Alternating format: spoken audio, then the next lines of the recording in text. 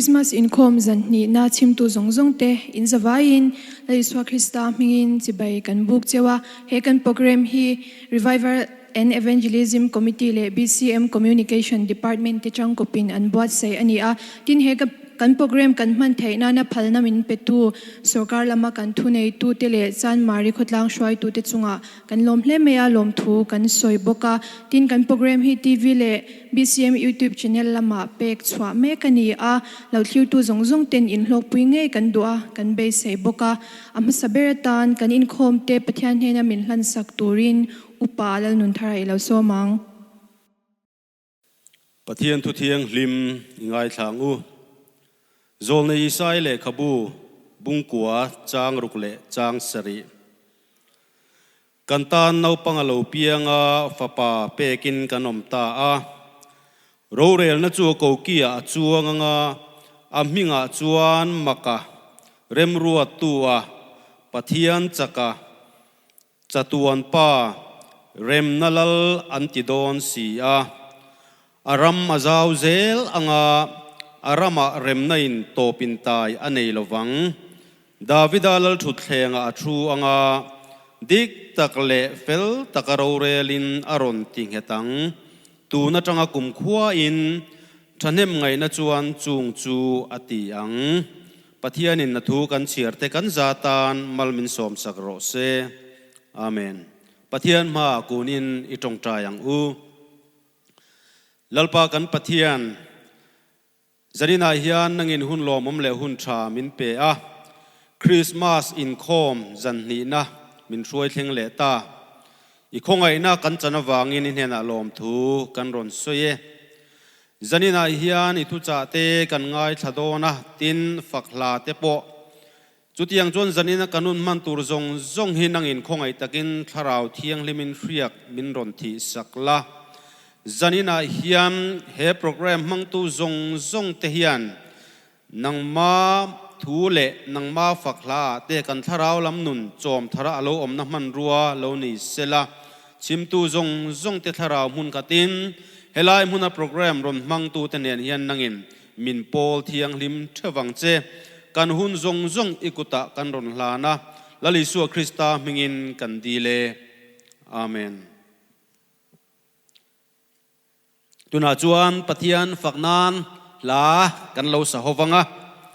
Christian labu number zale somni le pakhatna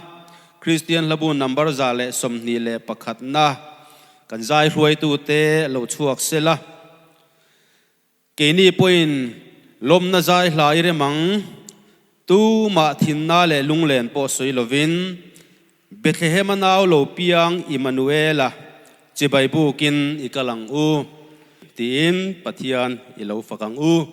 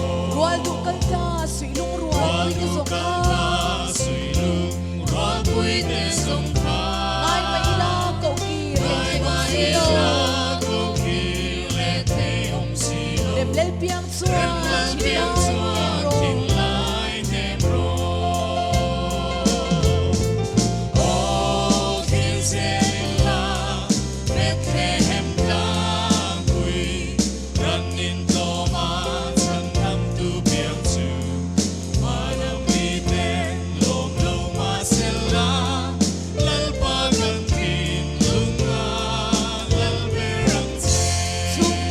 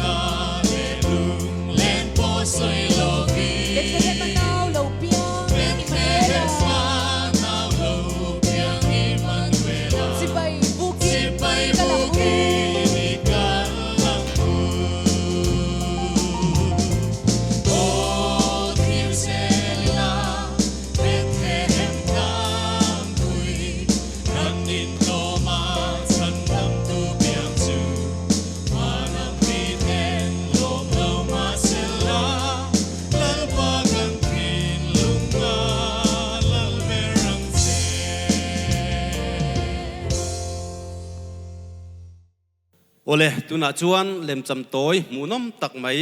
kan thlir ho do na lem chan toy min ron entir turin TKP Ramhlun North unit te ilo so mangu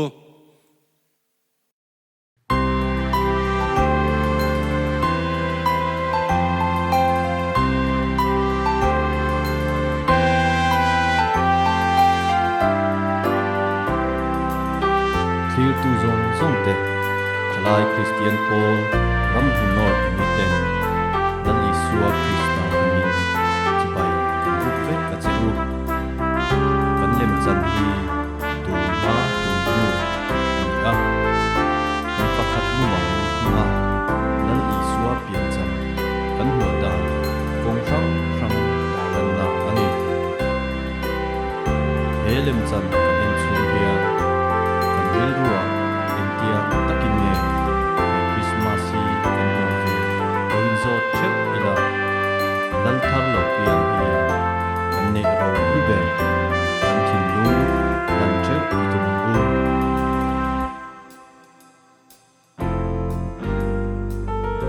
ni aliama tla ral ze chandam tu pian cham thomin khwa vel tuama zaleng zong te an lim nge kut pui urlok zan lo khenga ariang val an thua ero chuan engdang don lo lai khum khe nem bel tuin ain buatsaih me ka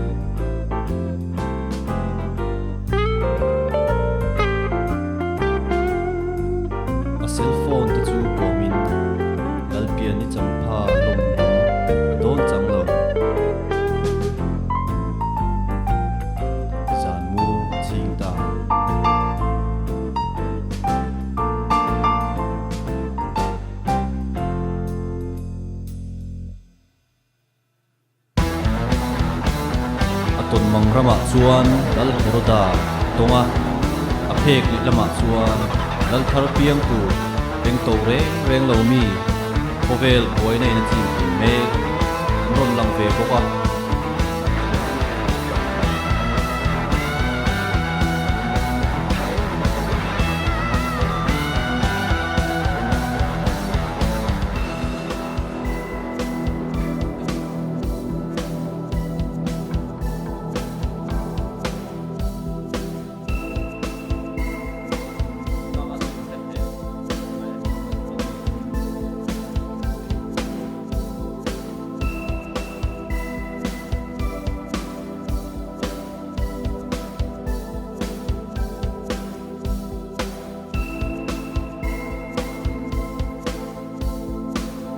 lal herodan alal na ne chuk tu tura dali suwa muak sualang le vel boy takara fuaka dali suwa piang lo muak le pimmi zing tam e zanmu chin nge har ton mang wangin andru chu lo harin amang maktak mai chu ahan ngai tu le ta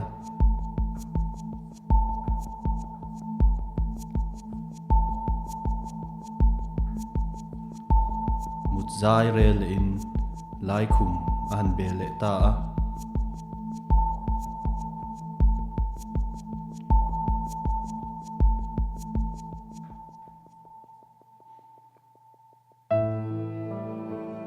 khual an lo thlenge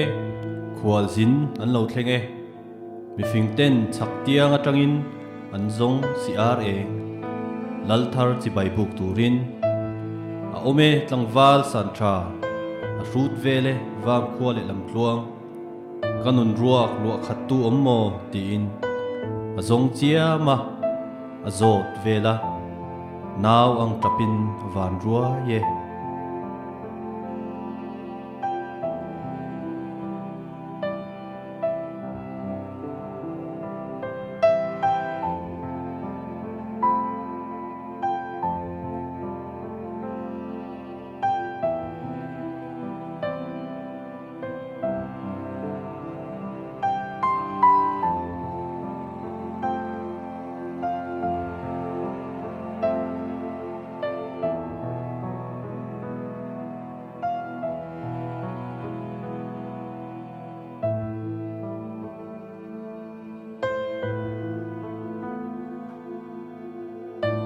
kong bo hlavin si ar an ron zuye Bethlehema nau piang en tu nge mai chu sui thang va lapon atong ta mangai na hril tu akong en tu atan pom tak mo chu si ar eng moi tak chu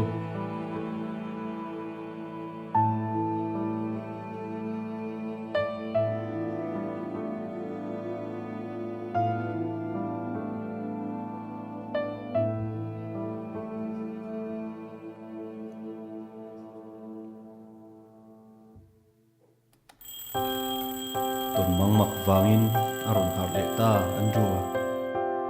amang don kirin a thu ameng po eng tin huak ve mo lal thar pian ni chu ti in ril ruwa ko ma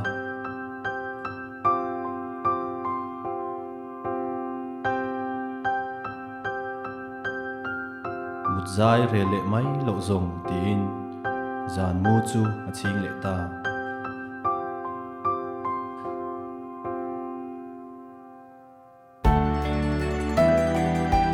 Beram veng tu ten zana beram an venga thula an ria sila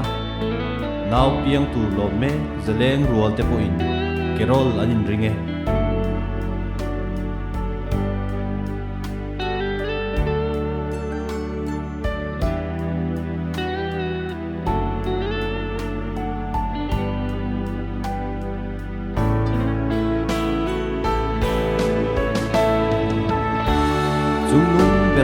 Thian ro pui takin ro se ti thomin beram veng tu te oya chandam tu piang nge chu bai buk turin lim thom ne zuangin an panta leng dam te po ber khuang le ching chang ne rol to pa zain chandam tu an fak leya rem leng ro se ti in muan tin an fak chuang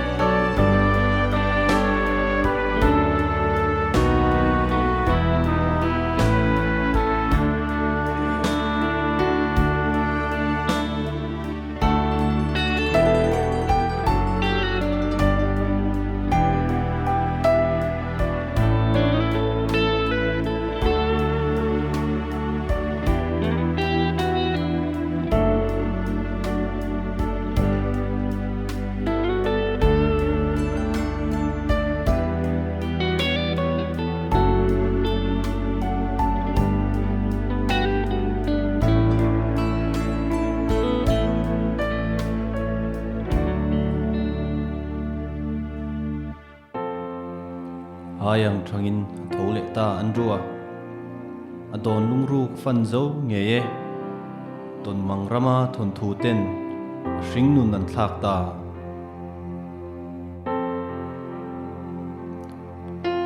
amamo ngai lo athiar ngai lo akianga letreng bible chu lain thinlung takin achiar tin chumiram ve ka chuan beram veng tu te an oma zana an beram ho an venga phula an ria chila tin lalpa vantir ko pakhat an kianga alo dinga lalpa ro puina in an vel chu aron sun enga ti chuan an lau ta em ema tin vantir ko chuan an hena lau su ulang ngai ro u mitin ta tur chan chin tha lo mom em karon thlen cheuani voina hian intan Davida khua a chandam tu piang ta lal Krista chu tin hei hi intan chin chiana tur ani naw sen tuana tuam ran chopek na thlenga mu in huang ati a tin thok le khata vantir ko hena chuan vanami ho mi puyan lo om ta chiama pathian an faka chungnung bera pathian ro pui takin om ro se leichunga alom em mishing ta hena rim thu leng ro se an ti a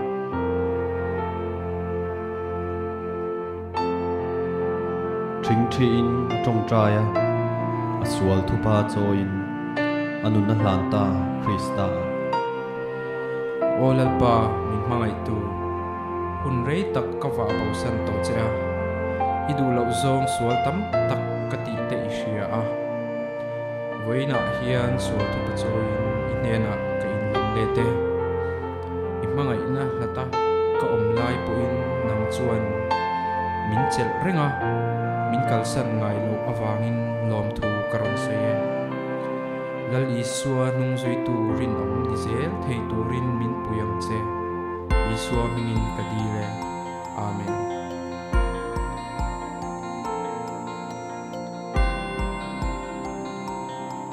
lal isua mangai na ro pui takhi mi nun thlak thleng tu ani a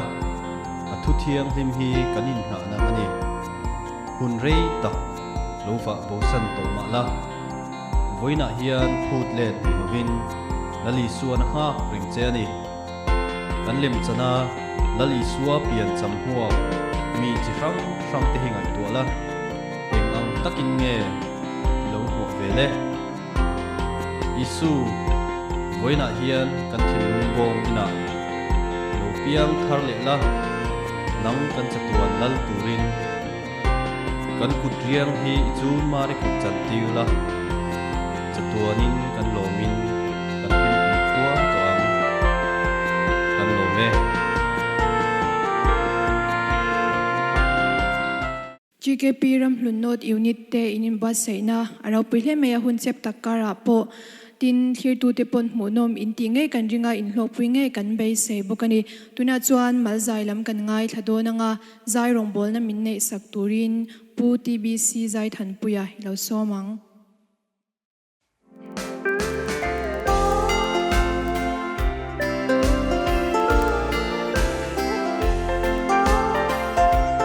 malmin som turin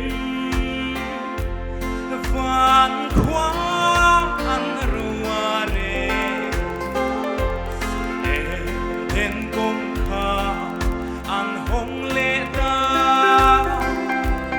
ludru sayo kwa parta lomru min tan tu veram no alokal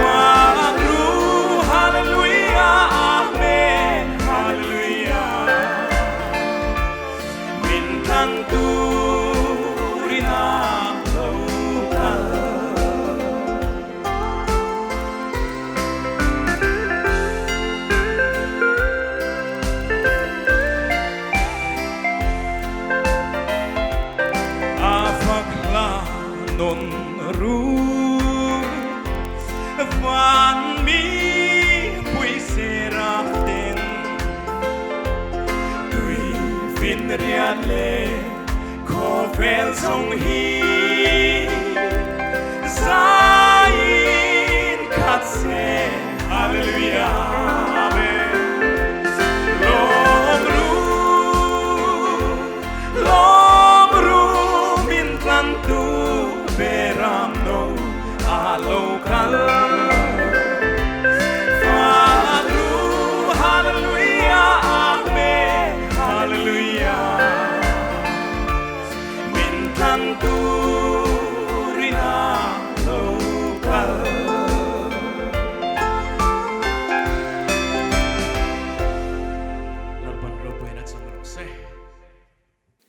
Mal min som turin van khwa an ro arel avaro pui em ole tuna chuan worship dance kan thlir hawanga GKP Aizawl West Unit te ilo somang.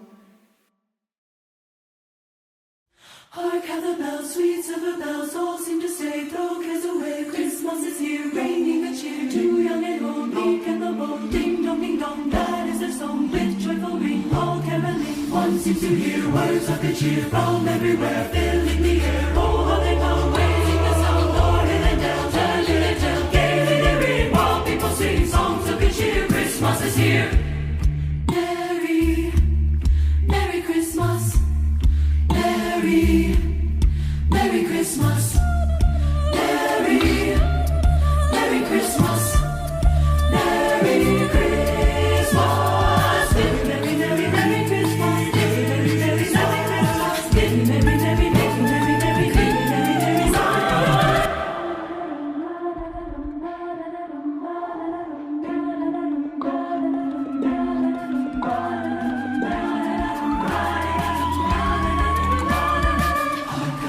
Sweet silver bells all seem to say, throw cares away. Christmas is here, bringing the cheer to young and old, meek and the bold. Ding dong, that is their song. With joyful ring, all caroling. One seems to hear words of good cheer from everywhere, filling the air.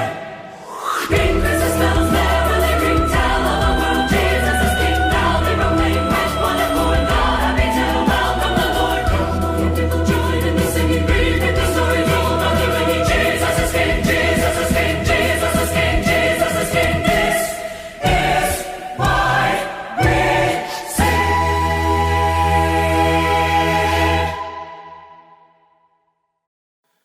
GKP Aizawl West Unit worship dance munam tak minron entira wangin kan lome. Tuna chuan Zaipawl na kan ngaihthlak anga. Pilal nei zeli sailo. Mi tam takina kan riat lar jok te mi I tia kan riat lar kha fakna hla saturin ilo somang u.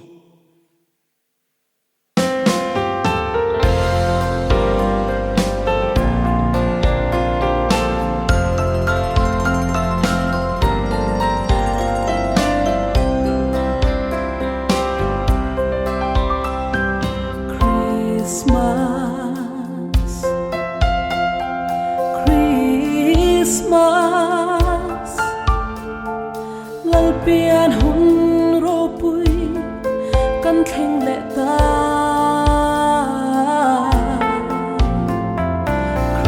Christmas, Christmas, lali swa tu khove ena.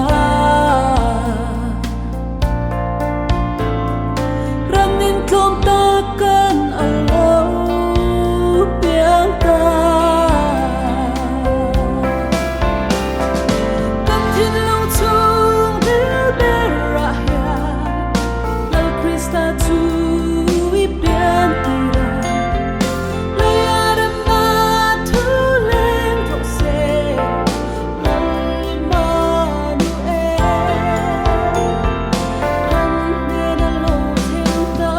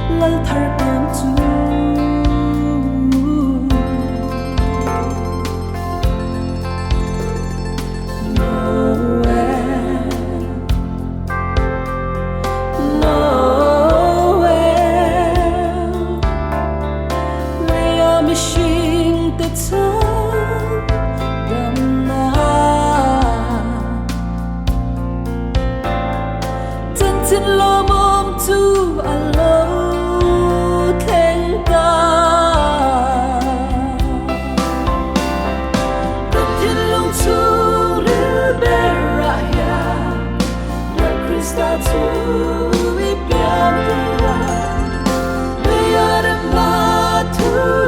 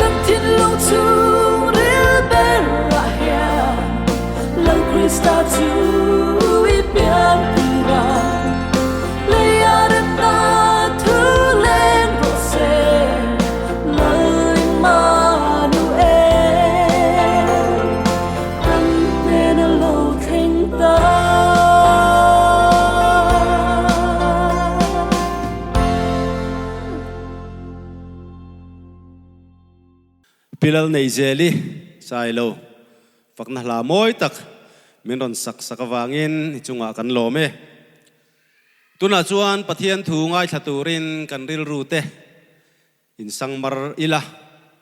zanina kan thucha soitu tur hi Reverend Dr. Arlal Thanmoya Executive Secretary Aizol Area ani anin hena tang hian pathian thucha kan ngai thadona hun po tu na tang hian atop thlengin akuta kan hlan to ang Reverend Dr. Arlal Thanmoya kan some zanina kan program mang tu te inva in chibai kabuk chu ani kumpuiling leta kan lo nga le kan lo clear kum sang ni le som ni Christmas chu alo theng don chu ani le tareng mai amai ro chu kan fiat theu angin kumine ro chu hripuya wangin danglam tak le kan lamman ngai lo anga kan man atul don ta ani amai ro chu kan lom dan ne mo kan man dan aro puya mo ruai puinen pathian chi Bible ka Inkhawm na te Zaikhawm na te thelo ma sela in khar khipin mani in chunga theu kan man po lo ngai sela chu chuan Christmas ro puina le a hlut na hi atinep chuang lovani ti kan riat ero chu ka soi masadu kan riat ero chu poimo ka te kan soi masadu ani Christmas lar zia le khiata lo zia chu kan feve kin karinga khovel pumin alom ani bermaya ringlo mi te point na shatakin anlom theuh mai amero chu Christmas si alar tela alom tu po kan tam tula amero chu ahlut nale om zero chu kan bosal telemi o tiang zawng point angai tu thei ani vai khat chu university zirlai ta zinga Christmas ti hian enge in real ruwa lo tin lo lang tin nula le tlangwal te an zota an chana a chuan then khat chuan holiday ten tia then khat chuan chhung ko in to khom na hun ten tia then khat chuan party na hun tha ruai the na shopping ten tia tiang khan chi sangin an changa an real ruwa lian an soina ani chu tiangin mizo te thin lunga Christmas hian hun poimo takalu bartha arun kai det to hi chon Christmas la in kan ril ruwa nga la Christmas mandan tur kan suang tua changban kan te ar kan te party te tin Christmas tree te in chei te Santa Claus te poniang tin no panglam chuanin Christmas putar ti te Zaikhawm thom nothar ruai ti zong sang nen khan aron langhal zut maya khang zong ka Christmas anilo Christmas ina akin telte Christmas awanga lo omve chau anni ti kha kan khiat apoimo le mai vai kachu kan senior pastor mol million san tang hia Christmas aman thel chungchang thu asoya katleiro line lungleya le khajirin kauma Christmas an lo thleng turi kapur maya exam zo vele motor lo chung khanin kein kan khuwa thingtang lampanin ka howang maya ka thom no zong ka in akve phur emin kan exam do zo don jan phe ka chu kamul lei thei to lova engting Christmas kan manang ti te suang to in karil rualian deu mai kabial nu ve kha ve chu nen engting kan manang ti te suang to chungin phurem emin ka honga ha po helovin tlan ti hian ka thlenga ni maya kan khuwa ka thlen don chon December ni somni pathum khan ya ka honi kha December ni somni pathum tlaya khan kan khuwa kan thleng tur chu ka phurlu tu ka ma se ka tum lo deu mai daya chuan ka Christmas ho chan ber kabial nu kha thula phurlua maya pu te khuwa Christmas mang turin loading to maya kan hanin mu chu mak kan ti le mai nga tinge kalo hodon ti lekha ka thon che khai mulo mi ka tia alo dong box hi lawa ani la chong Christmas ka mang thei don lo mo ti in apu te khuwa Christmas man tumin lo in phur chuak to khania in ko kir chi ni to si lawa daya chong kan in thaliama December ni somni pathuma chong ka Christmas chu in phurliam ta vua maya ka zo deratia tiang deuh lekhan Christmas si tuemo engemo man chan kan nei kha chuan a thel thei fu ani ti po kha kan chian apoimo le mai hey Christmas la moi tak ko ma tu na po hian kan phone a te le a kan motor a te po niang kan ngaithlak kho hi sapla te mizo la Christmas lam hoya phu hi tam em maro chu Christmas la kan ti tam tak te hian lali suat chanchin pakhat ma keng lo hi tam em a then khat chu kan mangai kalta te kan ngai na te a hetiang hun pueron in her chua ka kan lunglen na te tu emone na man kan sak dan lam hoite tin khatiang anga keimani du zong le chak zonga la phua kha tam ema tiang chuan a Christmas thucha tak kha kan mantel lo fo thin ani dun tuma kan thucha toy ngai thak tura chuanin ka thu pui tur chu Christmas laimu tin ka da anga ka soi tum chu he Christmas ina akin tel thucha rang te soi chua kan tum don ani vai khat chu sabrama no pang kum thum mi lekhi abar de an loma an phure men fa panei chuna ni boka nu le pan house boka mitam takan soma ro pui takin an loma alom tu ten lokala birthday present sang an ron kenga ti chuan an patria an zaya an lama e turnen lim in hunan manga chuti lai chuan huan lama tang chuan nu pakhathi ron tre tura ta chuan enge ni tian wangai ven chuan huana chuan an ompui nula an naw nula kha lo trapur maya an swimming pool a birthday an loma fapa kumthumi lekha lo tla hlum reng maya birthday lomin an kal khoma nu le pa po theito pin an in buatsaih an lom ber mi pano pangkha ngai saktu nei lovina oma tikhana lo tei vela pula khan swimming pool a lo tla hlum reng mai kha alo nia an hruaituten tumte an i eile in ten lam zong khan omzia anei talo ani chutiang deuh chuan Christmas si a che vela hian a in manral thei ve khop maya Christmas mang in ti hle si in buatsaih na sa ve hle si maro chu omzenei mi lo hian Christmas si a man the ni ti he kan chian apoimo a Christmas laimu tak Isu Krista kha zuk thleng si lovin lali suwa pian chamina a kentel a phowua ka khan a in check ral ve na sat thei awangin Christmas laimu lali suwa kha kan khe chua apoimo ani ai kan thalai jok ta chon rianga Matt Redman chuan la phua ka du a hel hai worship is all about Jesus tinia pathian chi bible kan ti hi music ani mailo zai ni mailo thu soi ni mailo wa heng zong music te zai te hi re thup ma sela pathian chi bible na tak chu apia hian ala omani pathian ne na in thun zom na hi omani atia chu tiang de lek chon tun tu ma kain bua sai na hian Christmas kan ti thil dang ni lawa Christmas is all about Jesus lali suat chan chin he ni top mai ni Christmas kan ti hian abak zong khachu aken telani ti kan phiat kadu le mai chuwangin alai mua omkha kan khe chua poimo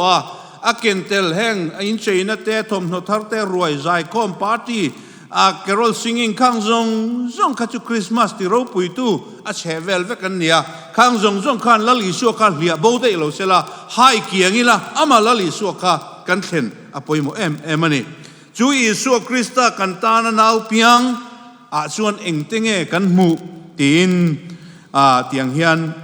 han soi chuak ta ila point panga parukvel ka da dona tuntuma ka sermon to hi point te in chin chia ol zongin kan ron da chuak ani pakhat na chuan he kan tana nau piang lal Isu kan mu chu mangai na ani phat mai ni chuwangin he Christmas kumin sang hile som ni man na hian mangai na kai thin lunga lo lian sela pathian in kovel mangai ma chuti chuan afo pamal nei chun ape min pe ran thlenga nang le ke tan alo pianga chuwain Christmas thucha poimo masabera chu mangai na ปัทเทียนมังไงนะพวกแกจูมิสิงะโลจังอินรนินพวงชัวกาเฮริลูคริสต์อิสุอปอมบกขนังมานี่อมรอเสติยาปัทเทียนงะอมทะเลเลเทลวะมิสิงะโลเปียงะ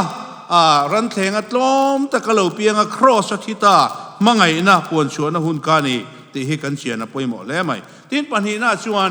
คริสต์มาสชูลิมนั่นแหละลมนั่นแหละฝักนะหุนนี่อีเซเลบรตงูอีลมังงูอีลิมังงูอาจารย์จูคริสต์มาสเหลาเทนเฮียนมิตินตาตูจันจินชาลอมแม่กรอนเทนเจวนี่อติยาอันสวยยังคานสวลทิมหน่วยทูเตตานเอ็นน่าเหลาเทงตาสวลินักฮาร์คิปตัดเตตานเจเลนนะเหลาเทงตาวันมีปุยเฮาเตนปัทเทียนันฟักาเบรามปูเตนปัทเทียนันฟักาลลีสัวมุตุเตนอามันฟักทรีนะมารีเนน่าเหลาเทงมาสเบลจูฟักนาลูตาซักริยันเฮน่าทุเหลาเทงมาสเบลจูปัทเทียนันฟักาตีกันหัวจุดยังบอกินลลีสัวเหลามุดงซงมาสตูชิมิโอนะจวนปัทเทียนันฟักาตีเตกันหัวนี่คริสต์มาสลิมนั่นแหละลมนั่นแหละฟักนะหุนนี่อดอดเลียจวนคริสต์มาสเรมนันนี่เรมนันนี่คริสต์มาสทุจ่าไลมูประคัดออกมาจูเรมนันนี่อิสายจวนมิงาจวนมากะเรมรัวตัวปะเทียนจักะจะจวนป้าเรมนัลลลิสุคริสต์โลเปียนนี่นี่อะเลเลวานินเรมโตโลปะเทียนเลยมิสิงเตการะกันอินเรมนัชเชเวกโตกันอินเรมเลเทนานปะเทียนฟ้าป้าเรมนัลลโลเปียนนี่นี่อังตะกินชุงกัวอินเรมนานิมังอังเชียนเละเชียนอินการะทุบวยกันโลในตัวนี้ปนเรมนันนี่มังอังกันเชนอมเตเนนอินเรมนันนี่มังอังโง่เตียงชวนกันถอปุยเตเนนอินเรมนันนี่กันมันอปอยโมเอ็มดอนอันนี้อดอดเลียชวนทิลเปกลูเบอร์กันสันนะหุ่นอันนี้ปัทเทียนี่นะทิลเปกก็จงอามักดังลำเล่ลูเบอร์จูฟปายสุคริสตา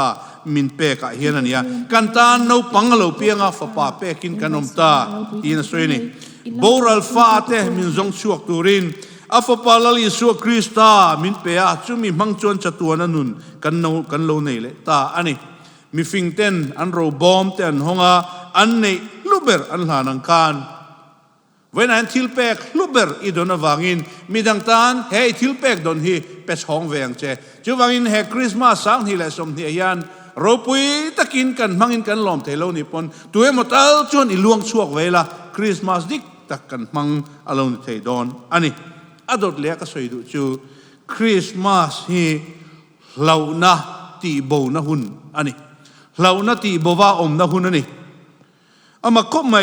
ให้เหล่าสู่ที่ฮิบายบุลฮันvoiจะทุ่มและสมรุกจวงเอามานี่ตินไม่ฮิปะเทียนเห็นเหล่าสู่มินตีอันนี้คริสต์มาสเราเห็นโดนักันเชียร์ที่จูลลีสัวเปลี่ยนจุงจางถูหินียลลีสัวเปลี่ยนทุนเฟียติลดอนแรงเฮียนินเหล่าสู่ที่ถูเฮียนเดลกิลมาสเซล่าลลีสัวเปลี่ยนมาเจนโจฮันเปลี่ยนถูกันหัวจุดตาจวนป้าซักริยันเฮนาวันเตลเขาทุสอยจูซักริเหล่าสู่อีตรงใจนักขลัลปันเฟียชินตียเต้นมารินเฮน่าจุกินปวนชัวดอนจีเฮนมารีลาวสุปะเทียนไงสักจอกินเดียตินลาวสุตินทัวเดลกิลเลียโจเซฟเฮน่าวันที่เขาวินาทุสัยจูโจเซฟอินุปุยหัวมารินในลาวสุอัติเลียตินเบรามพูดเฮน่าวันมีปุยเตน่าทวนปวนชัวดอนเฮนลาวสุลังไงรู้มิตินตาตุตันจินชาตินลาวสุที่เฮน่าเดลกิลมาซาเซล่าอาจารย์จูคริสต์มาสกันลาวจินเซตันเลียทุนเฮน่าซงเนี่ยอมนะหุนจูมีจังมินฉันชวกตูลลิสุคริสตาจันจินลมเอ็มกันดนนี่วางเฮียนกันเหล่าตัวนี้ระวังกูมินเพย์ช่วยเหล่านั่นมินมันนะเอ็มโควิด-19นะวางเงินกันเหล่าวะกันมังอังกันคูรนี่อามาเราจะจันนี่นะเฮียนเฮทุจาหินเนี่ยนะก็สวยดูอ่ะลัลปันเฮฟไปสุคริสตามังเฮียนเหล่าสุโจฟาเตคริสเตียนเตกามีเตอินจงใจนะก็เฟียนี่ที่กันเนน่ะทุสวยนี่ที่กันเสียดปอยโมมาจูวังอินเฮคริสต์มาสเฮียนเฮงกันเหล่านะจงเนตูลลีสัวหิมุนกันจันทีร์อปอยโมมานี่ที่ชวนอดอดเลียกันสวยดูจูคริสต์มาสดิกตักอิมันเทนตูรตานลลีสัวมุนสังเบอร์เปียงเจกันลัสยามตูจวนอารมณ์นะลางไอ้ทะเตวันพายผู้แรงริมอยจูลลีสัวมุนสังเบอร์จังโอฟันวมโดน Christmas man nom te kan dua man nom lo te kan lau thina Christmas nuam limom tak mani du chuan lali suan mun sang ber chang sela anuam em ringot mai ni lali suan mun sang ber chan na limna lomna om train ani chu wangin alaimu am message lali suwa mangai na te in rem na te lim na te lau na ti bo na te khang zong khe chuakin Christmas mang turin ka hanin som non le du ani atop bera kan soi du chu lali suwa mun kian ro lali suwa lo pian don kan khual bu ka aleng ve tat lo pian na tur mun khual bu ka anei lo ani khual bu veng tu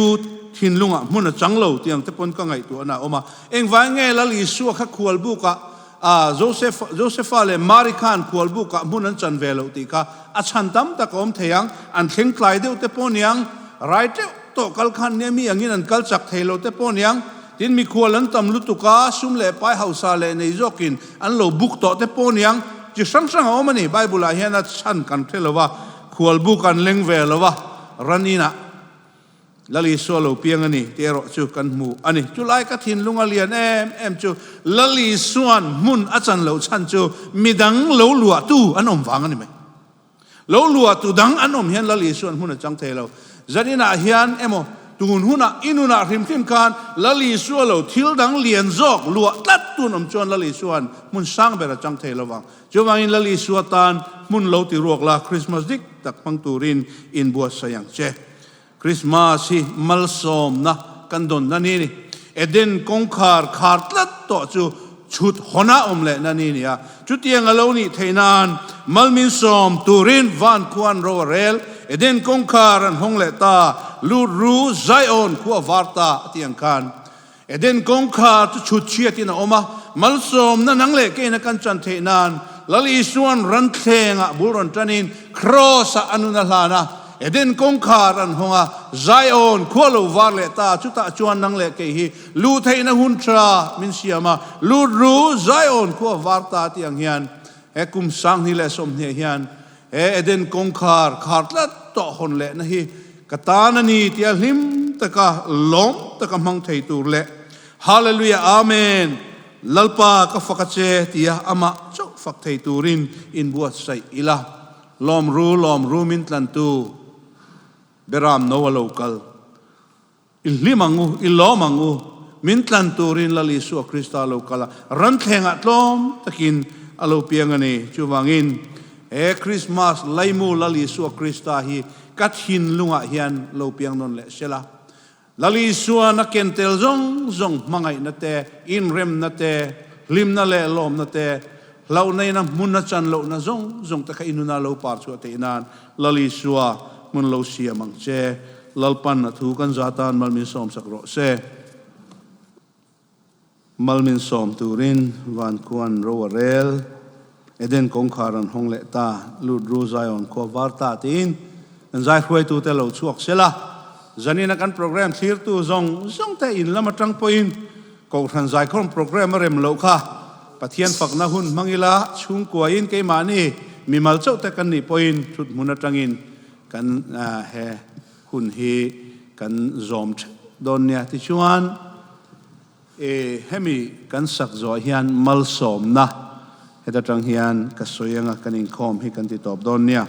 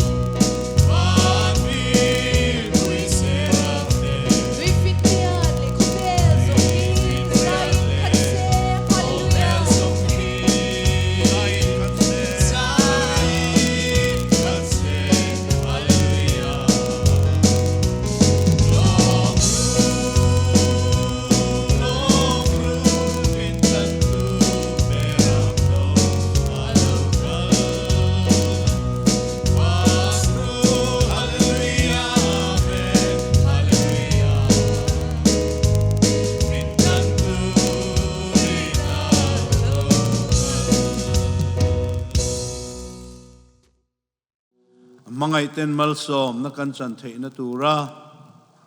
awan ro puina zawng lipa kan ta na tlom takaran thleng alo piang lali su Krista nge chu choi moi nom sela ekum sang ni le som ni apian cham kan lom na tura hian kan thin lunga mun sang ber alo chana ama chau chu choi moi alo thei nan pale fa pale tharau thiang lim om puina le mal som na in zan he na tu na tanga kum khoi nom ro se amen.